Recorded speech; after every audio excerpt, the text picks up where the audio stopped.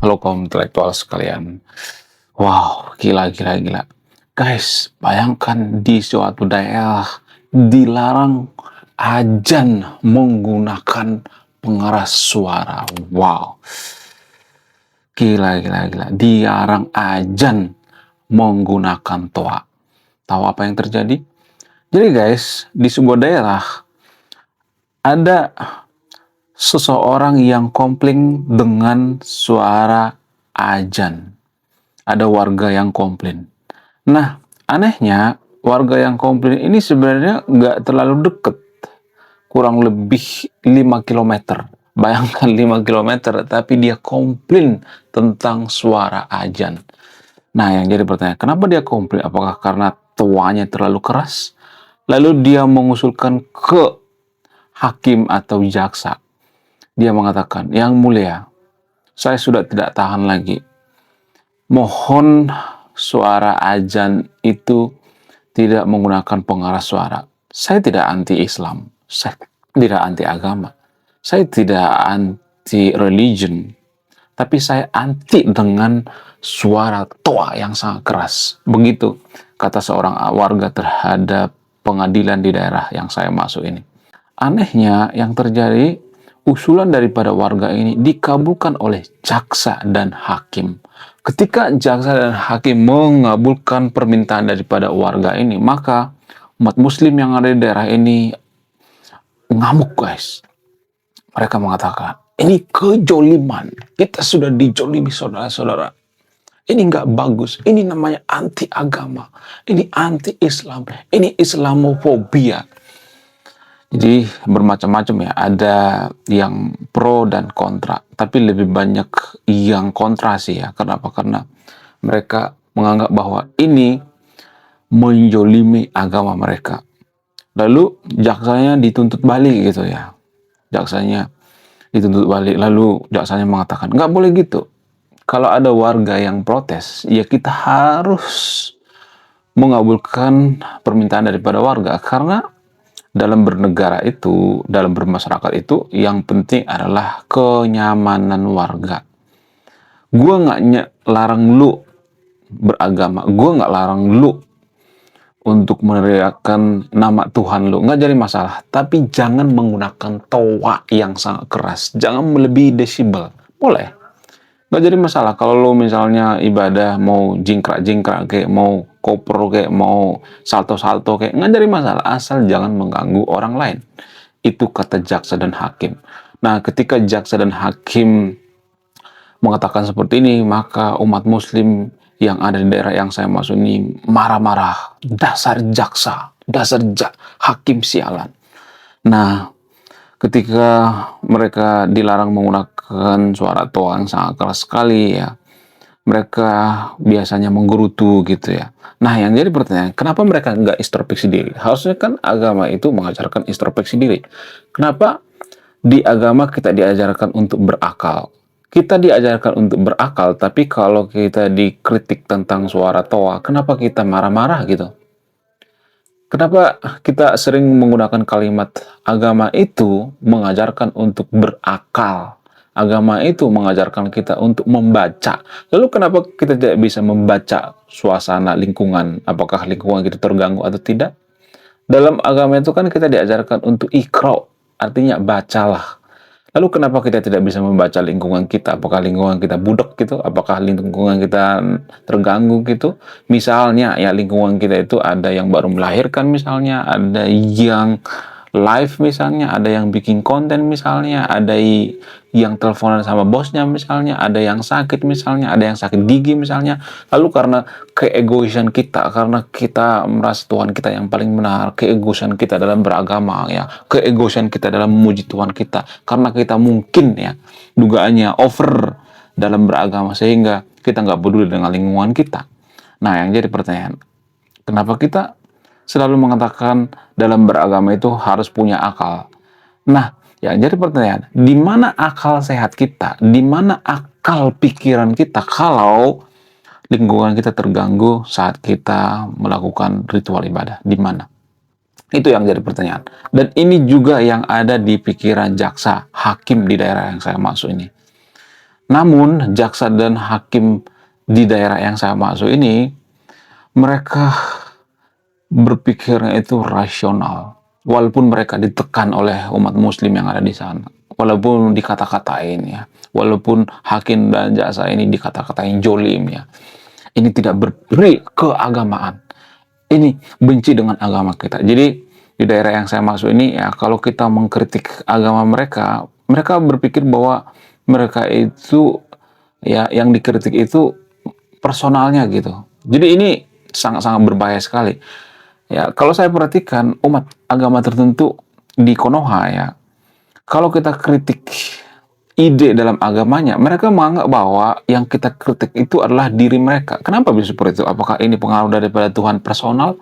Biasanya Tuhan personal akan mudah tersinggung kalau saya perhatikan. Disclaimer all ya, nggak semuanya tapi ya.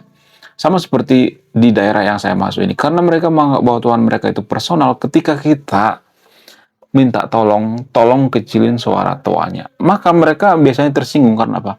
Karena mereka punya hubungan personal dengan toanya gitu ya. Mereka punya hubungan personal dengan Tuhannya. Sehingga kalau kita mengkritik sedikit saja, mereka biasanya akan marah-marah, kejang-kejang, kolonjotan berjamaah gitu. Kemudian di daerah yang saya masuk ini ternyata ada banyak penyembah toa gitu atau berhala terhadap toa. Apa sih definisi daripada berhala itu? Berhala itu terlalu memuja berlebihan gitu. Berhala itu artinya terlalu melebih-lebihkan gitu. Terlalu menganggap wow gitu. Berhala itu artinya berlebihan. Ya, berhala itu tidak hanya dalam beragama berhala. Ya, memuja toa juga bisa berhala, guys. Memuja toa berlebihan gitu ya. Kalau kita kritik suara toanya mereka kejang-kejang kelanjutan berjamaah, itu artinya seseorang yang saya maksud ini atau kelompok yang saya maksud ini memuja toa kan. Kenapa? Karena kita mengkritik sedikit saja mereka marah-marah gitu. Itu artinya apakah ini pemuja toa atau tidak? Silakan buka sendiri. Kemudian berhala itu kan tidak hanya ke patungnya. Pemimpin sekalipun kalau kita terlalu mencintai pemimpin, kita bisa berhala, guys. Misalnya kita terlalu mencintai Anies misalnya. Ya kalau nggak milih Anies itu masuk neraka misalnya. Itu berhala namanya. Kita terlalu mencintai Prabowo misalnya. Kalau ada yang mengkritik Pak Prabowo halal darahnya misalnya, itu terlalu berhala namanya. Ya, jadi berhala itu tidak hanya dalam beragama, dalam hal apapun bisa berhala gitu. Ya, termasuk masalah toa. Toa juga bisa berhala guys ya tanpa kita sadari. Ya, ada banyak di Konoha yang menyembah toa gitu. Sehingga kalau kita kritik sedikit saja maka akan kita dianggap menjolimi agamanya. Kita akan dianggap anti agama. Padahal cuma sedikit saja gitu ya. Supaya jangan terganggu dengan lingkungannya. Kalau kita mengkritik seperti ini, pasti biasanya warga Konoha itu akan mengatakan, kok lu ngurusin toa? Kan masalahnya kan terganggu coy. Kita terganggu gitu. Kalau kita nggak terganggu, nggak jadi masalah. Kalau lu memuji Tuhan lu itu di kamar sendiri ya, nutup kamar sambil ya koprol gitu ya, kaki di atas atau kepala di bawah sambil memuji Tuhan, tapi nggak ganggu orang lain, nggak jadi masalah. Tapi masalahnya kan suaranya itu mengganggu, coy, suaranya mengganggu. Nah inilah yang terjadi di daerah yang saya masuk ini. Nah yang jadi pertanyaan, daerah mana yang saya masuk ini? Daerah yang saya masuk ini adalah ada di. Belum kita lanjut. Jadi guys, kemarin ada yang nanya, lu apa sih kontribusinya bagi negara ini? Lu kontribusi saya ini guys ya. Nulis buku, judulnya Budi Tanpa Pekerti. Ini temanya bahas tentang agama. Kemudian sama luka. Kisah dalam buku ini ada seorang kiai bingung memilih antara menyelamatkan hutan atau menyelamatkan 1000 anak yatim. Link pembeliannya ada di pin komentar video ini. Di Jerman guys. Jadi di Jerman ternyata ada suatu daerah yang melarang menggunakan toa saat azan. Disclaimer on ya, bukan melarang beragama, bukan melarang untuk menyembah Tuhannya, bukan melarang untuk azan, bukan. Disclaimer on ya, tapi melarang penggunaan toa yang terlalu berlebihan. Sebenarnya yang terjadi di Jerman ini nggak terlalu berlebihan sebenarnya. Karena apa? Karena desibelnya juga sebenarnya sudah ada ketentuan ya. Tapi warga di Jerman ini sebenarnya kan sangat-sangat introvert ya. Orang-orang Jerman itu atau orang-orang Eropa itu atau orang-orang yang berpendidikan itu biasanya kalau kita perhatikan mereka kalau terganggu suara sedikit saja mereka bisa protes gitu. Kenapa? Karena itu dilindungi oleh negara. walaupun tidak melebihi desibel, kalau suara toa itu mengganggu warga, bisa diprotes juga. Dan itulah yang terjadi di Jerman. Nggak gede-gede amat suaranya, tapi disetujui oleh jaksa dan hakim. Nah, bagaimana dengan di Konoha? Di Konoha itu kita tidak bisa memprotes itu karena apa? Karena sudah terlalu sering gitu ya, sudah terlalu biasa gitu. Ya, jangankan masyarakat biasa, ya sekelas Pak Yusuf Kalla dan Menteri Agama juga nggak bisa gitu. Kenapa bisa seperti itu? Apa alasannya? Gini guys, saya tidak memojokkan agama tertentu di sini ya, disclaimer on ya. Dalam beragama kita diajarkan untuk berakal gitu. Tapi gini, kenapa hal ini muncul? Apa alasannya? Karena kesadaran. Jadi, apakah peraturan itu sebenarnya perlu untuk pelarangan suara toa yang berlebihan? Apakah itu perlu? Sebenarnya itu perlu ya, tapi permasalahannya tanpa kita sadari, negara yang terlalu banyak peraturan, sekali lagi saya katakan, negara yang terlalu banyak peraturan, biasanya masyarakat di negara tersebut kurang berkesadaran. Jadi nggak ada hubungan dengan agama. Ini nggak ada hubungan dengan agama, guys. Ini berhubungan dengan apa? Dengan kesadaran. Jadi orang yang tidak berkesadaran dikasih agama. Jadilah anti kritik. Jadilah menyembah toa. Jadi intinya berkesadaran. Jadi guys, tanpa kita sadari, mohon maaf bagi yang videonya, kalau saya ngomong seperti ini pasti banyak nanti yang kejang-kejang kelanjutan berjamaah. Sebenarnya bangsa kita itu dari dulu sangat suka menyembah berhala. Sangat suka. Bukan berarti saya mengatakan semuanya, disclaimer-nya, tapi kita itu bangsa penyembah berhala sebenarnya. Tanpa kita sadari. Konoha itu bangsa penyembah berhala. Kenapa saya mengatakan seperti itu? Apa alasannya? Karena kalau suatu agama itu tidak banyak ritual-ritual, kalau suatu agama itu tidak banyak penyembahan seperti agama Buddha dan agama Konghucu, akan tidak diminati. Jadi, kenapa agama Buddha dan agama Konghucu dan agama-agama lainnya yang tidak terlalu banyak ritual tidak disukai? Apa alasannya? Karena kita itu pada dasarnya masyarakat yang suka menyembah. Ya, saya tidak mengatakan semuanya menyembah berhala ya, tapi kita tuh dalam menyembah itu berlebihan. Tanpa kita sadari guys. Mohon maaf bagi untuk videonya. Kita itu suka berhala guys. Tidak hanya dalam beragama, dalam hal apapun kita berhala. Dalam hal politik juga kita berhala. Pendukung Anies juga berhala. Mereka menganggap bahwa Anies itu seperti malaikat, Imam Mahdi gitu ya. Kita itu berhala guys. Ya nggak semuanya tapi ya disclaimer on ya. Pendukung Pak Prabowo dan Pak Jokowi juga dulu berhala. Cebong kampret. Pendukung Ahok dan pendukung Anies juga berhala. Mohon maaf, saya tidak berpihak pada siapapun di sini ya. Untuk menyadarkan Anda yang nonton video ini, kita tuh pada dasarnya orang yang berhala. Kenapa kita berhala? Apa alasannya? Karena pada dasarnya negara yang tropis itu, nggak semuanya tapi disclaimer on ya, cenderung berhala. Apa hubungannya dengan lingkungan? Apa hubungannya dengan antropologi? Jadi kita ngambil dari sudut pandang antropologi ya. Apa sih antropologi? Antropologi itu mempelajari manusia secara holistik. Holistik artinya menyeluruh. Jadi kalau kita mempelajari manusia warga Konoha secara menyeluruh, kita itu bangsa yang sangat-sangat berhala, suka menyembah gitu, menyembah berlebihan gitu. Kenapa? Karena lingkungan kita, karena kondisi alam kita. Jadi alam kita itu kan sebenarnya sudah menyediakan segalanya ya. Ini berkali-kali saya mengatakan ya. Alam kita tuh menyediakan segalanya. Ya di mana-mana ada makanan, ada ubi, ada singkong, ya ada pisang. Zaman dulu waktu nenek moyang kita pertama kali menginjakkan kaki di Konoha itu, kita nggak perlu seperti orang-orang Eropa zaman dulu ya. Zaman dulu di Eropa itu kan banyak salju ya, kemudian alamnya itu keras banget gitu ya. Pokoknya susah hidup di Eropa gitu. Ya susah beradaptasi. Tapi kalau di Konoha kan enggak kan. Makanya ya tanpa kita sadari seperti tokoh-tokoh zaman dulu itu ya digambarkan seperti tokoh-tokoh yang malas seperti si Kabayan misalnya. Bukan berarti si Kabayan itu malas banget ya. Si Kabayan juga kreatif ya. Jadi tokoh seperti si Kabayan itu kan kalau kita perhatikan santu-santui gitu ya. tidur-tidur di saung gitu. Kenapa? Ini menggambarkan karakter bangsa kita. Bangsa kita itu sebenarnya bangsa yang santuy. Dan karena alam menyediakan semuanya, kita berpikir kita harus bersyukur pada alam gitu. Kita harus bersyukur pada alam yang memberikan tanah kita kesuburan, memberikan makanan dan sebagainya. Lalu kita berpikir, siapa yang memberikan semuanya ini? Tuhan gitu.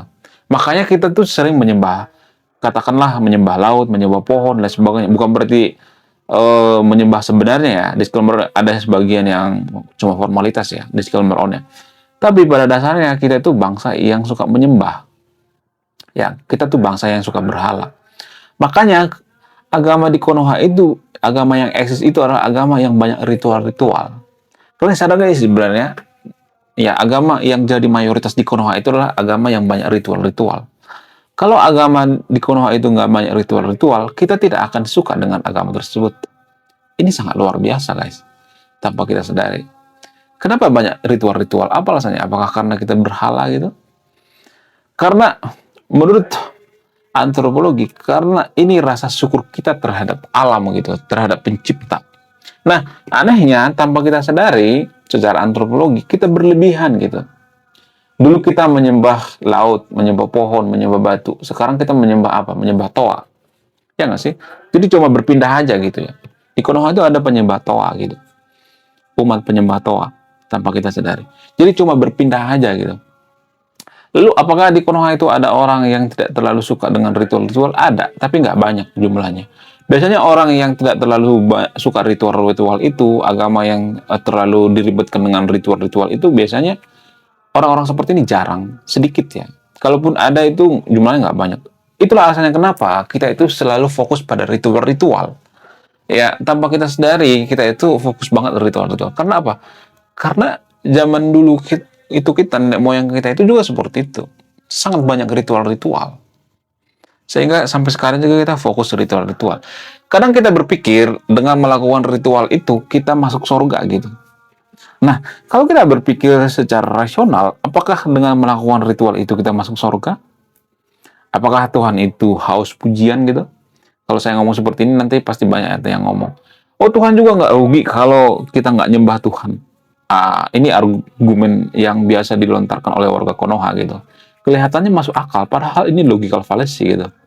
Kalau Tuhan itu nggak butuh disembah, nggak butuh dipuja-puja gitu, kenapa kita harus meneriakkan Tuhan gitu ya? Kenapa kita harus menyembah berlebihan gitu? Kenapa gitu? Jadi ibaratnya gini ya, ada seseorang nih ya, dia mengatakan, gue nggak butuh disembah, nggak usah berlebihan juga gitu, nggak usah banyak ritual juga. Kalau misalnya nih ada seorang yang mengatakan seperti itu ya, tiba-tiba di satu sisi dia mengatakan, gue juga nggak rugi kok kalau nggak disembah. Berarti ini kan nggak konsisten ya, ya nggak sih? Sekarang nggak sebenarnya. Jadi ini semacam inkonsisten. Bukan berarti saya nyuruh yang untuk video untuk tidak beragama, disclaimer on ya. Biar kita tahu akar permasalahannya di mana gitu. Saya ngajak yang untuk video untuk berkesadaran, bukan tidak beragama gitu. Disclaimer on ya, boleh beragama, tapi kenapa kita suka menyembah toa? Dari mana asal usulnya? Ya, saya menjelaskan asal usulnya dari sudut pandang antropologi gitu. Jadi kalau mau bantah pakai data ya. Saya tidak berpihak di video ini. Jadi yang terjadi di Jerman ini sebenarnya perlu kita tiru. Kenapa Jerman itu sensitif dengan suara? Apa alasannya? Alasannya itu karena Jerman itu sangat menghargai yang namanya lingkungan, berkesadaran. Kenapa mereka berkesadaran? Apa alasannya? Karena dipengaruhi oleh alam lingkungan. Jadi alam Jerman itu dulu sangat-sangat tragis sekali gitu ya. Susah menaklukkan alam Jerman. Kenapa? Karena mereka harus di tempat yang namanya salju gitu ya. Ya musim salju itu kan kita nggak bisa cari makanan, sehingga apa sih mereka putar otak gitu, gimana supaya kita bisa survive di Jerman, bisa bertahan hidup. Sehingga apa? Sehingga mereka menggunakan otak mereka. Jadi kalau mereka berpikir misalnya nih ya tiba-tiba ada suara gitu ya, mereka berpikir gimana cara bertahan hidup, survive gitu. Tiba-tiba ada suara yang mengganggu. Apakah mereka terganggu? Yes. Mau mana dengan Konoha? Konoha nggak terlalu. Kenapa? Karena kita nggak terlalu mikir gitu. Kira kurang berkesadaran. Jadi ini nggak ada hubungan dengan religion gitu. Ini berhubungan dengan kesadaran. Biasanya negara yang terlalu banyak peraturan itu mereka tidak berkesadaran. Ya, silakan simpulkan sendiri. Saya tidak berpihak pada siapapun di sini ya, disclaimer on ya. Dan ini kejadiannya hanya di Konoha dan di Jerman, bukan di Indonesia. Karena orang Indonesia itu anti kritik ya. Sedikit saja kritik maka akan kejang kelonjotan berjamaah. Sekian video ini. Silakan simpulkan sendiri. Saya tidak berpihak. Saya kaum intelektual, salam rasional.